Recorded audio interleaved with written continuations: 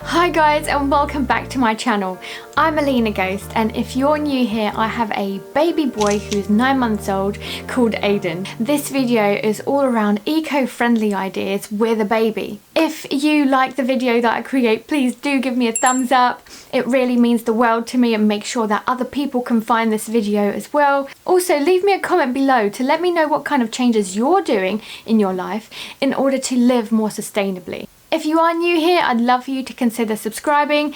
I'm going to be posting around bilingual family lifestyles, motherhood, and my big dog Casper as well. One last thing before we get going is I hope you don't mind the background noise. As you know, we're all working from home these days, and I've got Aiden downstairs having a whale of a time with his toys, especially the musical ones. So if you do hear anything, apologies for that, but I hope that it doesn't put you off. So first things first, and that's cloth nappies. I went through a huge change in our day-to-day living, going from disposable nappies to reusable nappies. And how it came about was simply from an advert, whether it was from Facebook or Google, I can't remember. And I wish I actually kept that image so that I could show you guys. But basically it was an image of a room. On one side there were disposable nappies, on the other side there were reusable nappies. What was the main difference? Well, on one side where there were disposable nappies, it was floor to ceiling. It was like a huge pile, whereas on the other side it was like a very neat pile, and there were only a number of them where you can like literally see the difference between the two visually. And it basically said this is the lifespan of the nappies, or how many nappies you would use if you've got a baby. So I ended up buying pre-loved nappies, and it was from a local lady, and I love the fact that it was already a sustainable way of getting those items, which means that it was already saving the environment, right? And yes, even though I am doing a lot more washing and maybe it seems counterproductive, but at the same time I feel like it's not only great for my pocket, so I'm saving some money doing that, but at the same time I feel less guilty using reusable nappies. I feel like putting those disposable nappies in the bin is just so heart-wrenching for me, because I always feel and can see it in my mind's eye how it's going to end up in landfill. So for me, I feel like that's a great eco-friendly way of living with a baby and not actually making it such a huge impact on the planet. Number 2 is using muslins rather than wet wipes. So this is something that I did very early on. I literally bought, I think it was a dozen huge muslin squares, and I ended up using them for absolutely everything. Dirty botties, for wiping their face, for burpees, for cleaning up the floor, for I don't know, goodness knows what. I've literally used it for everything around the house, and not just a baby. But when it came to baby boy, what I would do is use it and reuse it. So similarly to cloth nappies, I would wash them every 2 days, and still do. So even though he's 9 months old, I still use them currently. Yes, it's more for like weaning and actually him eating his food, like spillages all over his mouth and his high chair, but at the same time I find that that's a great way to live consciously and sustainably, because I keep using them and reusing them, washing them, making sure that actually I'm wiping as a normal wet wipe, but it's not something that goes into the bin and into landfill. I think that's one of my biggest concerns, is basically throwing something away that doesn't biodegrade. So I actually absolutely love this one, and I believe that this is a huge tip for any new mama out there. Number 3 is about seasonal eating. So what is seasonal eating? It's basically fruits and vegetables that you buy that are currently in season. So why is that good? Well, it's basically because you can have food and eat sustainably, so that you don't use as much energy for either transportation or packaging that will actually have an impact on the planet. So for example, it's currently January and I'm giving Aiden a lot more clementines.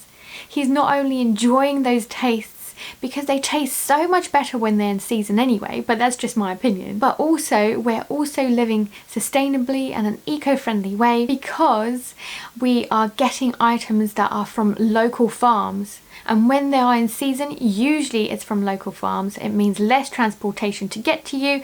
It means less packaging that goes into landfill as well. Number 4 is about cutting down meat consumption. After watching David Attenborough, it's very clear that we just don't have enough meat to go around the whole world. As a family, we decided to eat a lot less meat.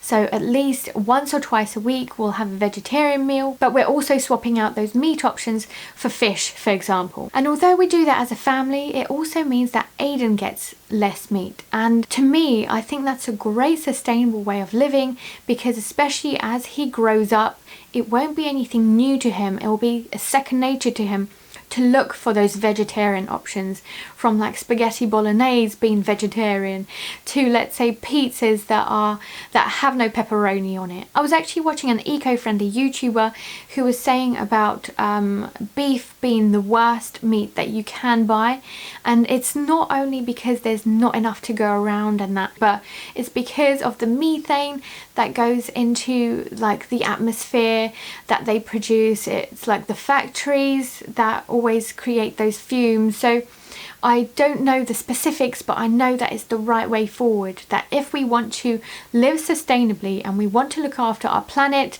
that is one of the first places that we can start. And obviously if we're doing that as a family, then our babies get to see that too, and then continue that on as they grow up. So thrifting is number 5, and it's a huge favourite of mine. I love the fact that I was able to buy reusable nappies that were already pre-loved. But why stop there? I also ended up getting some clothes bundles from friends, from colleagues, from people locally around to me using Facebook Marketplace. And it was all around buying those baby items for my son's age. And let's face it, baby items are usually so great because they usually haven't even been worn that often and haven't been used that much, because babies grow out of clothes so quickly. That's why I definitely recommend you living sustainably by buying other people's baby clothes and keep that going. And there's no reason why you can sell yours as well. You'll get some money for it, and you're going to be offering somebody else your items that you've loved so much so that they can love it too. And why stop at clothes? You can do this for toys as well. You can also do this for things like Tupperware, because that's what I did for my son. I ended up getting like those Tupperware boxes for weaning from somebody local, and she didn't even open the package yet. So basically, instead of just going onto Amazon and doing that Amazon Prime, have a think about how you can actually thrift those items, because there are so many baby items out there that either haven't been used that much because they grow out of it, like I mentioned, and where you can actually make the most out of somebody's item that they're not using anymore. So like toys are a great way of doing that, and because they're plastic and couldn't be worse for the planet, it means that we should be encouraging everybody to reuse these items over and over and over again until we absolutely can't, because we just don't want it to go into landfill and then us turn to things like Amazon Prime, for example, to get a new one. So thrifting is a really big yes from me. I definitely encourage you to do that for eco-friendly living with babies. Next up is all around buying non-plastics. And I've mentioned this briefly already. Plastic couldn't be worse to the environment. And the reason for that is because it's not biodegradable. It takes a lot of pressure on things like factories and obviously the chemicals that go up into the air. But essentially, we should be having a look at what we can buy that's not necessarily plastic. From things like wooden toys to glass bottles, for example. It's a very difficult thing to do everything non-plastic. So what my recommendation to you is, when you've got a baby, make sure that you are just very conscious about those plastic items that you're getting. So as I mentioned already, toys, if you can use and reuse and actually buy secondhand, that's the best way forward. If you can buy toys that are wooden, that's even better. And I think Montessori is a great way of going about it. about living eco-friendly because they do prefer their wooden stuff, obviously for a completely different reason, but that's a really great bonus. And then also thinking about what kind of items you are purchasing and just being conscious of it. So like, I know there's plastic Tupperware. Do you really need it? Can you not change it to like glass Tupperware? Also cutlery. Kids' cutlery is usually plastic because it's great on like their gums and their teeth and everything. But have a think about what alternatives you can get. So this idea is around washing your hands in a sustainable way. And what I mean by that is because in the past year, because of the pandemic, we've been told to wash our hands so much more frequently. It's about making sure that we do so in an eco-friendly manner. If you like to use the liquids, why don't you have a think about actually buying the dispenser and then the refills for it, rather than actually buying the standard plastic bottles. That's a really great way of actually minimizing the plastic that you use day to day, especially in this day and age. But what I prefer actually is using the soap, and I love to get it from like sustainable shops. I'll add a link down below where I get mine. But I think that's a great way of actually minimizing that plastic that goes through your household, because I definitely think that because we've got the pandemic on our hands, if you pardon the pun, that we should be more conscious about the plastic that is actually being used in our households. And this is a great way of eco-friendly living with a baby, because when you've got a baby, you just end up washing your hands for everything, and it's not just because of the pandemic. Last but not least, and that's conscious purchases. My biggest tip to you mamas who are trying to live in an eco-friendly way with a baby, that is to change your mindset. It's not about making a complete huge overhaul of your life. It's about living consciously. It's about thinking about the little swaps that you can make around the house that can make a big difference.